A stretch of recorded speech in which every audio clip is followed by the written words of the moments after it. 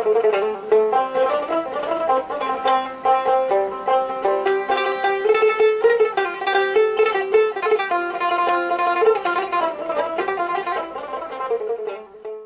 am speaking of education at a time when the taken for granted world, or what phenomenologists regard as our paramount reality, has collapsed. The coronavirus or the pandemic has made everything upside down. There is surveillance, normalcy is disturbed, there is social distancing, there is widespread fear, and death is very near and intimate. At this moment, how do we look at education, or how do we locate our location as teachers at this moment of crisis? I know that a question of this kind has to be located if we understand three anxieties simultaneously. The first anxiety that characterizes large section of our students, their parents, students and the parents naturally at this moment of crisis are worried about the prospect of their children, about the students are worried about their future, how courses would be conducted, how they would get the degree, and likewise parents are worried about the future of their children. Similarly, our formal educational institutions, schools, colleges, universities, research centers, educational institutions are deeply worried about the time schedule, that how the semesters have to be ended, how the exams have to be conducted, students have to be awarded the degree, and time has to be set. And the third thing here is about that then what do we do as teachers? Possibly in our times, a strange thing has happened to the self-perception of the teaching community. We have become cogs in a vast learning machine, or in the age of the market, we are mere service provider. As a result, institutions, academic administrators, techno managers, they constantly remind us that at this moment we have to teach, we have to carry on our duty, and we have to evolve online teaching and learning, and we have to conduct classes online, give assignments to students, and do our duties.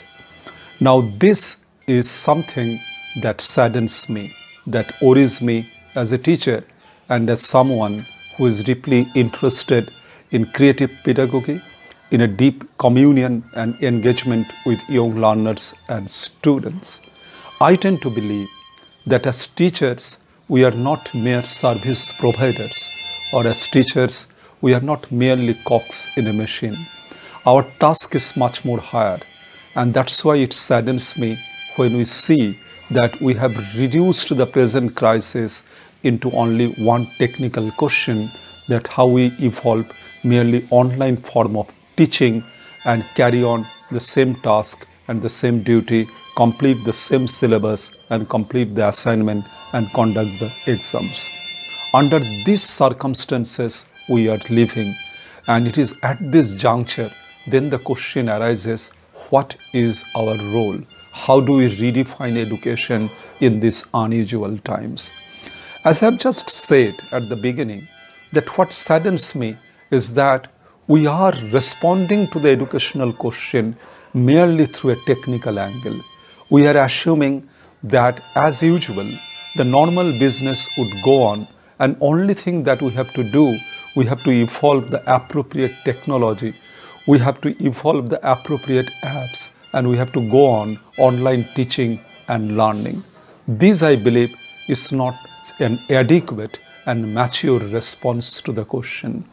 The real issue is that how as educationists, as teachers, we engage with young learners, we engage with ourselves, and we transform education not merely into official curriculum and syllabus, but we transform education into a liberating, a therapeutic act that copes with our mental, political, physical states of being at this moment and enables us to strive for a better world.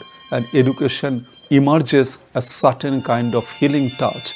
And teachers, not just as cocks completing the syllabus and giving the assignments, teachers as fellow co-travelers, teachers as friends, teachers as wanderers, sensitive, reflexive, human teachers engage in an act of communion with young minds at this moment. How wonderful it would have been had one day, instead of teaching that age-old packaged knowledge that the syllabus asks us to confer, we just share with our students the story of Hemingway, Old Man and the Sea. Or imagine one day we initiate a conversation on Albert Camus' notion of the Sisyphus, and the way in the myth of Sisyphus, Albert Camus depicted that Greek mythological story and came to that fundamental existential question about fear, anxiety, meaninglessness, and the absurdity of existence. And it is in that context the way he invoked that story of Sisyphus. And together with Albert Camus, we also invoke students, tell them the stories of the Upanishads and the stories relating to the notion of the self, or Buddha's last conversation with Ananda, when Buddha and Ananda are talking about death, Buddha's last moment, and Ananda is shedding tears, and Buddha asking Ananda that, Ananda, you have spent with me for decades, don't you understand that all that is temporal fades away, passes away? What remains is the ultimate void, the infinite, the Buddhahood. So why are you crying? So what is it that is dying? What is death? And when we make sense of it, we engage with that, possibly we begin to acquire the psychic existential strength to engage with the inner. Teachers are catalysts. Teachers are transformers. And teachers and students at this moment of turning point of human history ought to work together and collectively give each other moral, psychic, spiritual strength. To my mind, that is the fundamental spirit of liberating education, which at this crucial juncture we have to celebrate, we have to cultivate, we have to strive for.